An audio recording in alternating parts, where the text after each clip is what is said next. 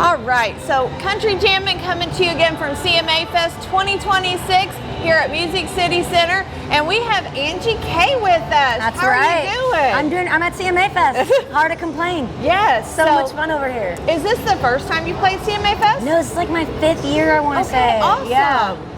So tell me about your first year. How was that? I think my first year was a spotlight stage, Okay. which is below us, above us? Above us. Yeah, I think. And it's this little acoustic stage. And what was really cool is I remember meeting this woman who has come every year since the 80s. She saw me play there. She always shows up to my meet and greet. And she said she had seen Tim McGraw, Faith Hill, Ronnie Atkins, all these great artists play in that little stage, and she's watched them all just grow, because it used to just be called Fanfare X. Oh, That used to be all of CMAFest was that. And it was really cool, like, meeting her every year, and she's like, I see you've been growing, you know, and it's like, it's not just someone coming here to have fun. Like, these are people that love country music, love the artists, love being part of the community, and it's like our one chance to not just come into a city, play a show, and leave. It's like just the faces and the people, and hear about where they're from. It's so fun. Yeah. Well, and it's a great opportunity for new artists, upcoming artists, to get to showcase. Yeah. You know, and not just in a honky tonk. Yes. And fans from all over the world get to be introduced to them. Yes. So I just think CMAFest is such a great opportunity and just a great event. Yeah, I agree. And I think what's really important for people to know, if you've never done it, if you didn't go this year, it's okay. You can still come next year. But everything's free. Almost everything's free. The only things that aren't is a Sun Amphitheater and Nissan. And to get into here, it's like $10.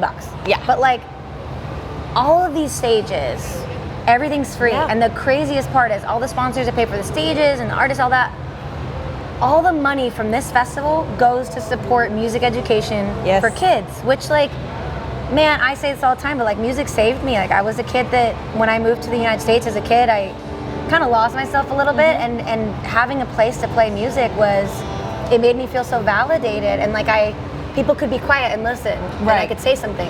And I just think it's so important for kids to have that space, and we're fighting for funding, man. Like, it's not easy to come by, and CMA has once again risen up and filled that gap. And it's like, it's incredible that every artist here is doing it because they were a kid once that a music teacher changed their lives. Oh yeah. Yeah, so it's a really just beautiful full circle festival. Yeah. The arts in general are so underfunded and overlooked. Yes. And so, you know, this, like you said, this festival actually can be life-changing for someone. Yeah. I'm sure it has been for a lot of artists. No, I mean, it's there's not a single artist in country music that has gotten big and not played here and grown in stages here. There's not a single one, because once you're doing something, CMA knows, and they're gonna get you over here. You know? They will.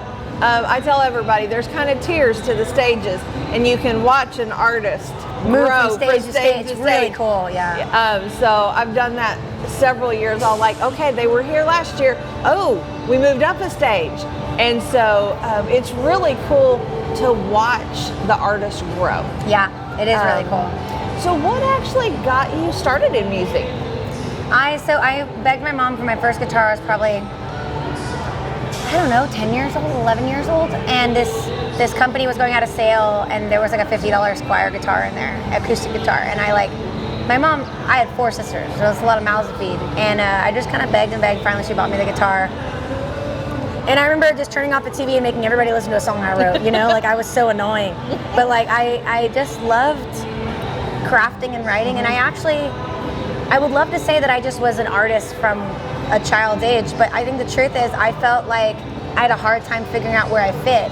So music was this place where I could create my own space to fit. Right. And I think this desire to belong somewhere is really what made me fall in love with art, and through my art I've discovered myself in a way, you know. And then every album, every community, it's like everybody in my community is kind of a reflection of the people that I'd want to hang out with, you know.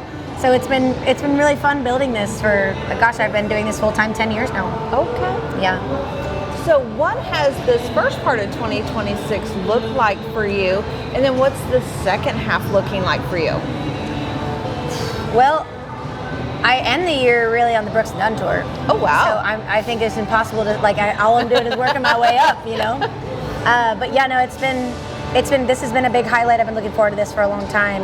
I'm going to Ireland in 2 weeks to play play country music, which is insane. I'm going back to El Salvador in August to play. I think the sold out show I did in El Salvador earlier this year was a highlight for sure. Okay. Yeah. Okay. So you have an album out called Whiskey and Hemingway. So tell me, how did that title come about? Yeah, it's actually one of the songs on the record. Okay. And I was in Key West, and every time I'd go into a bar, they'd be like, Hemingway drank here. And I'm like, I think he drank in every single bar in Key West. And it made me remember that the first book I picked up that wasn't like a kid book, like a Harry Potter book, was Old Man and the Sea. And it's a book that I read all the time. And the first time I read it, I hated it because I didn't understand it. And I was like, what is this ending? Because I was always used to great endings. And that one is weird. It's hard to deconstruct in your mind. And I realized that's what art's supposed to be. It's supposed to make you really think about things long after you flip the last page. And that's how I discovered other really great artists that authors that I really love. And I'm down there in Key West, and I'm like, I feel like Hemingway's mirror was his whiskey. It was the thing that forced him to see himself, not as he wanted to be, how we wanted other people to see him as, but how he was. And that's how he writes these characters that are vulnerable. Like none of his characters are that likable because he shows you all these sides of them. And I'm like, that's the kind of art I want to make. I don't want to always put a bow on things. I want to, Eric Church is so good at that. Yeah. Like Mr. Misunderstood is one of my favorite songs. And I feel like for me, I'm not a big whiskey drinker, but I feel like my wife has helped me in a lot of ways.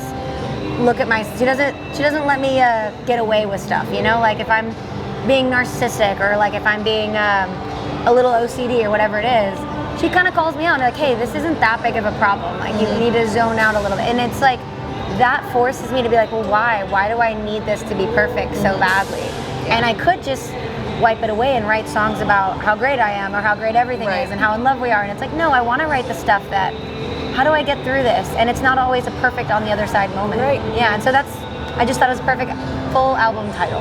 Awesome. So if you could collaborate with any artist, who would it be? Melissa Etheridge, without question. Okay. I adore that woman. She is so badass. So if you could tell your fans one thing about you that you think they would be surprised to learn about you.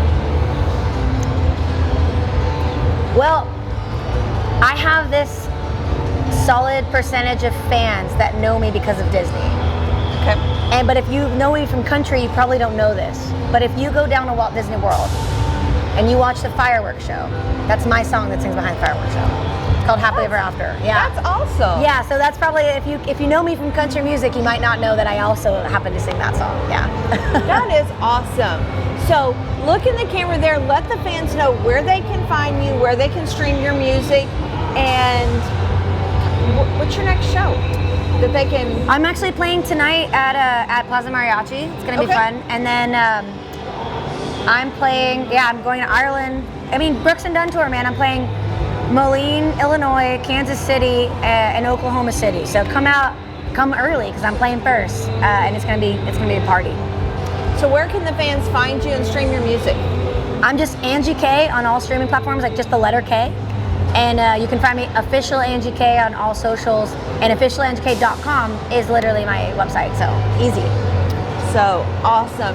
So talking with Ali Colleen earlier. Love her. Yes, she told me that y'all are besties. Oh yeah. Have y'all ever thought about collaborating together?